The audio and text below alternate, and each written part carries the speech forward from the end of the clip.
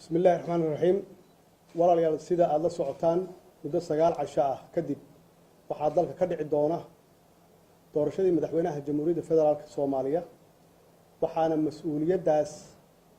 gudashadeeda u dhaartay oo aan ku kalsoonahay kana sugaynaa xildhibaanadeena sharafta leh inay waajibaadkaas u gudan doonaan si xambaarsan dareen qarannimo iyo mustaqbalka uu dalkeena u jihaysan doona 4 sano ee nagu soo foodleh sidaas darteed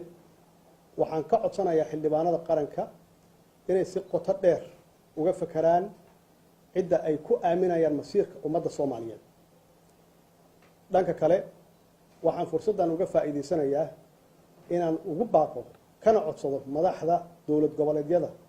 inay dhexdhexaad ka noqdaan doorashada madaxtinimada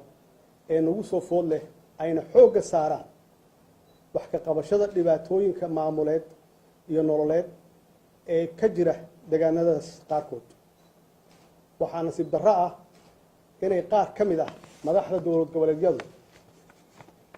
ay isku dayayaan inay shacabka Soomaaliyeed ku qasbaan hogaamiye ku fashilmay hogaankii iyo mas'uuliyaddii dalka oon ognahay meesha uu dalka dhigay 4 sano ee la soo dhaafay hadday ahaan lahayd dhanka amniga dhaqaalaha dib u heshiisiinta iyo maamul wanaagga sidaas si la mid ah waxaan u soo jeedinayaa musharaxiinta dhammaantood inay ku kalsoonaadaan 329 xubnood ee matalaya